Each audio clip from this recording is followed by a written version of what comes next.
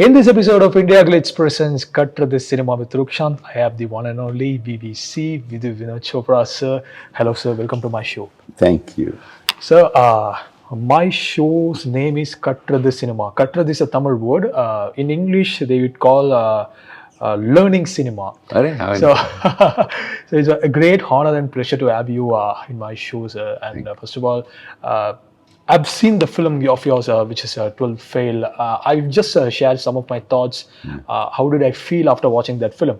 We'll go for that film, and before that, I would want to know a bit of you before I go on to speak about this film. You said in one of your interviews that you're a small boy coming from Kashmir with a lot of dreams to Bombay, and he just made all those path-breaking movies. You are a successful producer, you are a successful director, so you made everything which is impossible to make. You made it possible. How did you land up with that courage, with that conviction, all those traits? You know that all those very good traits in you, it's actually transcending in your films. It is fascinating to see, sir. So, can you just share me? See, it all comes from your childhood. See, like you said, your name Rukshant was given by your mother. Absolutely. And you mentioned it means I believe. And that means that value of your mother, she has put that value in you, in your name. Right. In the same way, my father and my mother, my father particularly, when I was going to Bombay, we were very poor. And he said, "You'll never become a filmmaker, but go try." And he said to me, "But even if you become a cobbler, make sure you're the best cobbler of your street." So that's how in the movie, the brother that tells him that go become an IPS, don't worry about money. Right. Was my brother, who is no more. I've dedicated the film to him. But he said, I went to the film school only because he could afford to send me and he got a job. So I believe you see, in the movie, it's not only this man's struggle. It is also the struggle of the whole family. We are not an island, Rukshant. If our friends we can never forget how our friends have helped us. We will never forget how in the movie, clearly. So if you tell me how am I so, to use the word loosely, courageous, it is because of my father, because of the fact that I come from poverty, not poverty, but not very rich. And it gave me strength. See, it's like when I made 12 Fail. Now, this film is not on any OTT platform. No Amazon will ever show my film. If this film didn't work, I'd lose a lot of money. What gave me that strength? Simple. If I was to lose every money I put in this film, it would be a big loss, but it'll be a loss from my profit. Because when I went to the city, I had nothing. So I have to look at life like that. If we start looking at life like that, then you will look at life differently. Then this loss will mean nothing because it's from the profit you made over years. You know what I'm saying? Very true, sir. So it's just this mind is is a tricky mind. All minds have to be controlled. So you have to really fool your mind into believing that life is not so bad. It's not. It's beautiful. You just have to make sure that when you're down and out, and that's why I put it on my chest, you restart. Absolutely. Yeah. You play video games? Absolutely. Yeah. Every time you play a video game, Rukshant, what happens? You die and you don't even, you just go tick, tick, tick, put another life and go tick, tick, tick. Life is a game. You have a show, it's a game. Did you ever think as a kid, I'll have my show? No. RR, as you say. There you're sitting. So it's a game, you're playing that. Like the game, press the button, restart, and move. And I feel very sad about the suicides that I read about through the film in Kota and various places where right here, ZEET, all these examinations, NEET, whatever. They're killing people. My message in the film is please see the film and don't do that. It is so welcoming, sir, like the messages that you conveyed in your film. Yeah. And also, one thing that I really liked about this film is this film is actually for the audience, for the audience. It doesn't comes under the mainstream commercial like a formula kind of film, but it is very unconventional in that case. But it is very relatable. It is very connect worthy, and we can completely consume the message that you're trying to say in the film. So this is something really different. If you see the box office numbers, I'm very sure that you don't bother about all those box office numbers and all, but I'm just saying it shows that people are welcoming, people are accepting this kind of film. It's huge. Just before I came here, today is Tuesday, I just got a message that my second week Monday is bigger than my first week Monday. My second weekend was almost twice the first weekend. This has never happened. And there are people, there's a school, they sent me, I have a picture.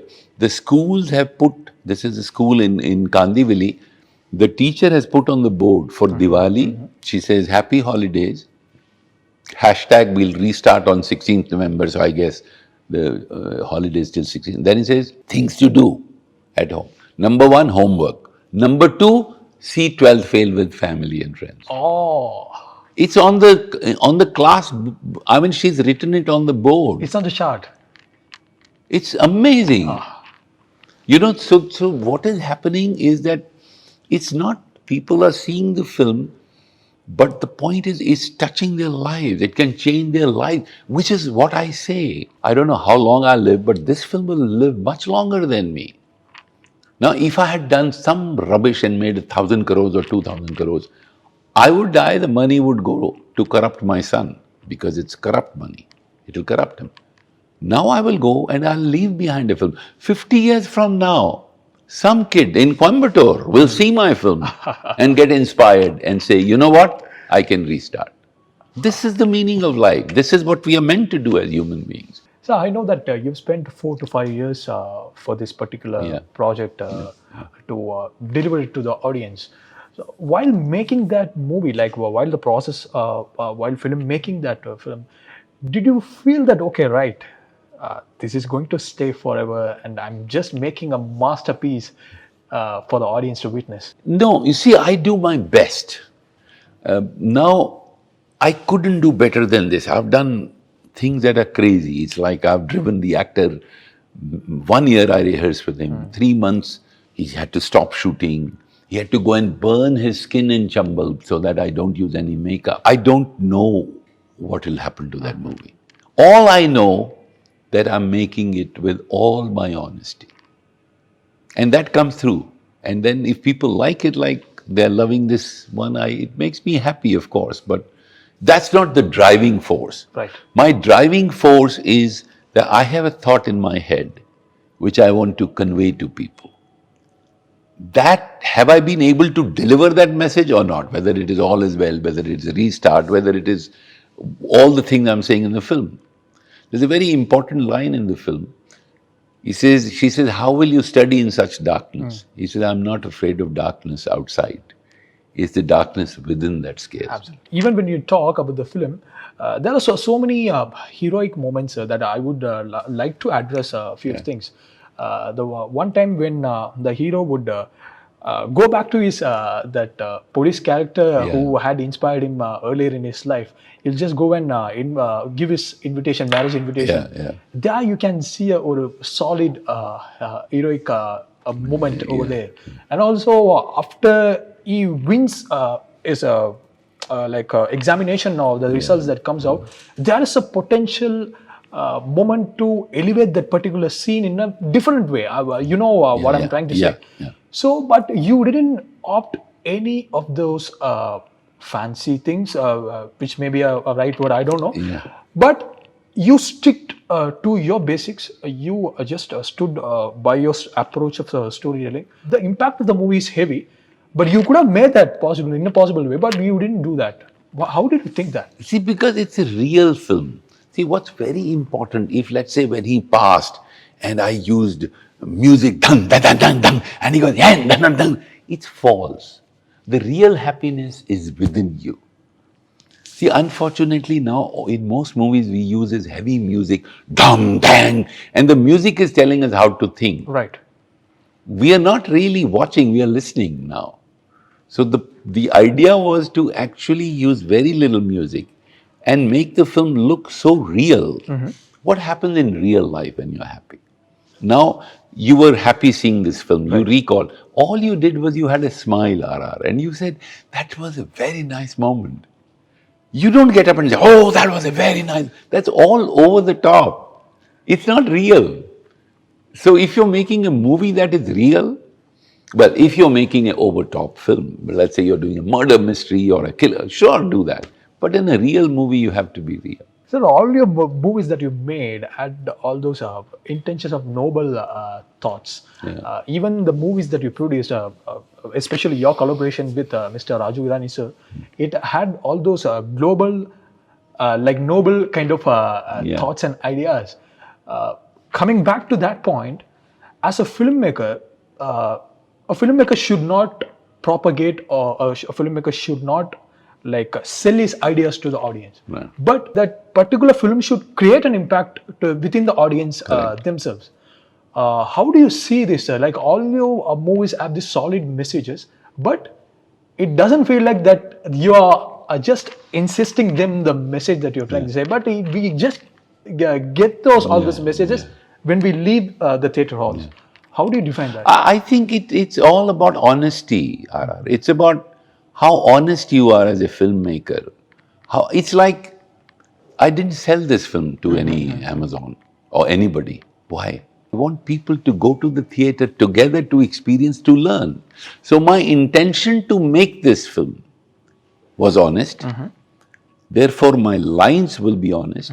Therefore, I will not do anything over the top. What is your intention is very important. Is your intention to really try and get to know me, to try and figure out how do I do what I do? Or is your intention to be, oh, I will get so many hits if I ask him this? It's like when we make a movie. Very true. Whether we want people to really get the message and feel, hey, this is what Vinod is trying to say. Or are we trying to say, this is where we'll get claps, this is where we'll get, It's your intention that shows. Because so many people I can influence through this, through the art of cinema. So that's a huge responsibility. Fantastic, sir. So previously in one of your interviews, you mentioned that I cannot work with stars. I can make my actors to work with me. It's the statement that you said in your interview. So I was fascinated that you made Parinda with Anil sir, Jackie sir back then. But how do you see this statement down so many years down the line now? See, the stars then were different. Anil and Jackie were primarily actors. They're good people, very good. I love to work with them again. The younger people now, stars, I think they're very confused. Confused in the sense? Confused in the sense they don't know who they are. They're judging themselves by the number of hits they get on internet. All right, okay. They're not judging themselves by the work they do. Right. But how many people saw my film? Now when you see movies, how do people talk about movies now? They don't say, hey, that's a great movie. They say, what's the collection? What's the number? Arey yaar, how's the movie? A movie is not good, but look at the number, 100 crores. Arey, it's a rubbish movie, then say it's a rubbish movie. What has 100 crores got to do with that? So I think these young people are very confused. They are not looking at, they've started looking at how many people like me when I walk like that, how many hits do I get, how many likes do I get. They're not looking at how good or how bad they are. They're not judging their own art by, am I a good actor? Did I do that scene nicely? Could I have done better? No. Hey, I got so many hits on that. Good. So that's it. So I think their minds, personally, I could be completely wrong. But my thing is they are becoming very shallow. And it's very difficult for me not to, see, let me tell you, when I say I can't work, let me also tell you they can't work with me. That is the point that you're trying to make now. Okay. That is also, how will they work with me? Which star will say, I will rehearse for 1 year, I will for 3 months do this, I'll go to Chambal and burn my skin. I mean, it's impossible. He will have 10 other ads to do, 20 other little tobaccos to sell, as I've said in the film. They won't do it. I mean, they will never work with me. Okay. Frankly, it won't. So it's both ways. That after watching the movie, I have so many takeaways from the film, but I personally felt that every Manoj deserves someone like Shraddha. Yes. So there is one dialogue in the film which Manoj's friend would say that people are not for the losers. Yeah. Only people would stay back for someone who would win. Yes. That is one hard-hitting dialogue, and it's obviously we will in our day-to-day life we will see that reality also. So you tell me, sir, how did you bring that Shraddha to Manoj's life and your inspiration to bring that Shraddha's character alive? See, there are two things. That there is a real Shraddha. Manoj's wife Shraddha is very nice. But also in my life, my wife Anupama, I'm married to her 27 years, is like Shraddha. She's very concerned. She really worries about the world. So I sought inspiration from her. All right. Because she has guided and helped me. I think she has made me a better person.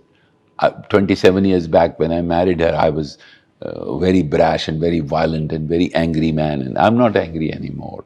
I mean, when I say, oh, people, please don't, you're rich. Now when I'm saying you're so rich, why do you want to become richer by selling disease and death to the poor? I'm saying it with love and affection. I'm saying, please don't do it. It's not a good thing to do. But I'm not saying it with anger. And if they don't listen to me, which they won't, I am not going to say, they're not listening to me. It's okay.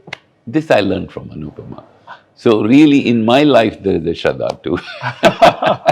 One more thing that really that gave me alarm is that Manoj would meet Shraddha in so much of instances, but that get off that intimacy kind of mood in the film. But there is no smooching or any kind of scene. Were your intention to, while you are writing the film, did you think of all those elements, sir? Like audience would expect that something like this and... See, first of all, it's a film that begins in 1997. Right. In those days, we didn't kiss and hug like that as easily as it is done today. Okay, right. So it had to be realistic. If that film was done in today's time, I don't know what would happen because reality of today's people totally is different. So I was true to that. And secondly, let me tell you, the moment you start thinking of audience and how will they react, you're corrupting your art. Oh. Because you're saying, if I do this, they'll come. No. When Van Gogh was painting, did he think, if I put this yellow here, the people will love this painting? No, he painted because that's what he felt. Right. When Mozart created his music, he didn't say, this beat here, da, da, da, da, oh, there goes. He loved it. It came from him. So, I am nothing compared to these great names that I'm mentioning, but I seek inspiration from them. I do nothing for the audience.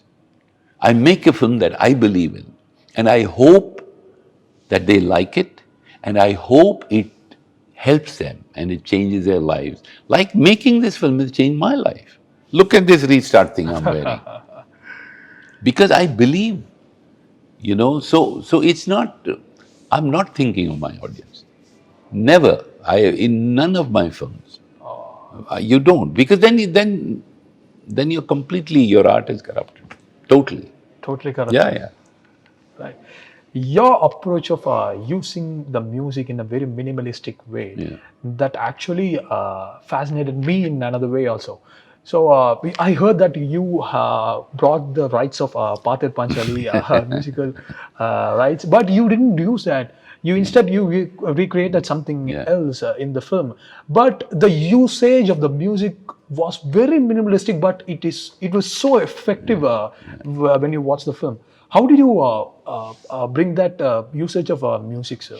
See, the music again, what happens in the movies that you see today now, music is manipulative. The music is telling you how to think. Da da da dum da da da. The idea of music is not to manipulate your feelings, particularly in a film that is real, like 12th Fail. Okay. So the idea is for almost when the scene gets over, the music plays. It's like almost like an afterthought. I am not manipulating your feelings with music. Right. Okay. I don't want to manipulate your feelings. It's a real movie. If you're weeping, please weep. If you're laughing, please laugh.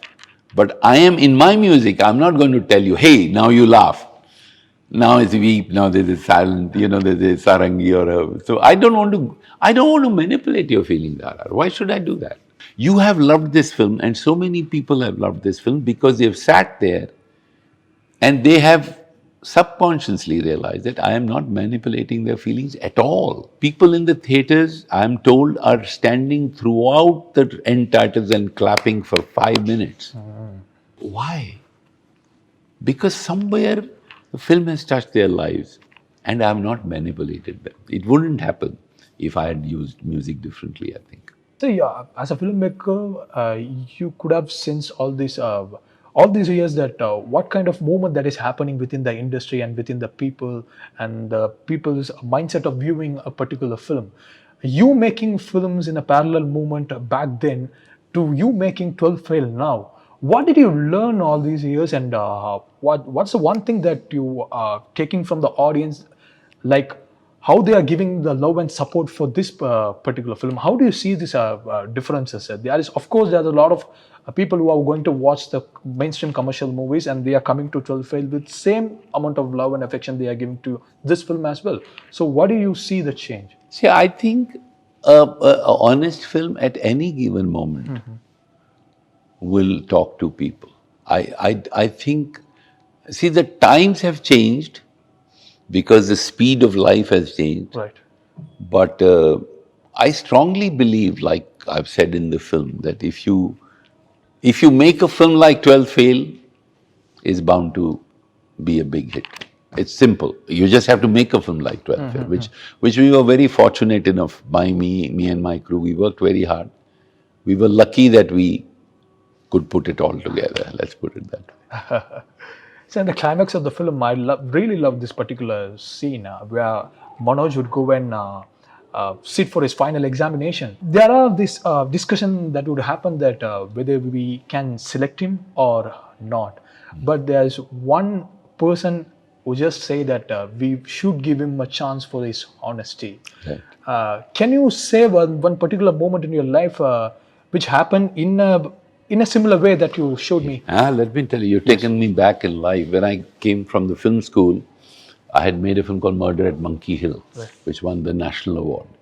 And I was very poor, and of course, there's a story of how that I lived on that 4,000 rupees that I got as national award for almost 2-3 months.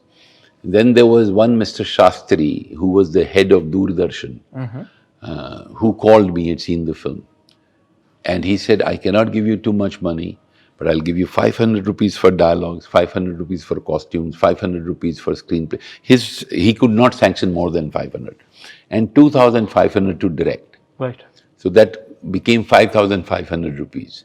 And he said, I will give you this money. You go and do anything you want. And I looked at him. I said, sir, anything? He says, yes, I've seen your film. That for me was a life-changing moment because I was talking to Amitabh Bachchan at that time. Oh. And I went to Amitabh Bachchan and I told him, sir, we'll have to delay our film. I have got something better. So he said, who? Rajesh Khanna? Because he thought I'll go to this. My diploma film had won a national award and all that. I said, no, Rajesh Khanna, DD. So he said, what is DD? I said, Doordarshan. He said, are you crazy? But I went and made that film because that man showed me the way that if you do good work, if you're there, then you have people who will support you. And so that's see, it's like I've made this film, you've seen this film, you come out of your way to talk to me, and you are on this show supporting the film, not because of me, it's because of the film. Absolutely. So I think if you do good work, people will go out and support it. I believe that. So to conclude, sir, I would want to know two things before the end of this interview. Your long-term buddy, best friend, Raju Irani, sir. What did he say after watching this film? And of course, what did Kamal Haasan, sir, after watching this film? Well, Raju Irani said it's my best film, but he said that at Shikara also. I said, yeah, every time I make a film, you're saying it's your best. No, he said it's your best. And Kamal Haasan was very moving. See, Raju is like family, so I don't take him seriously.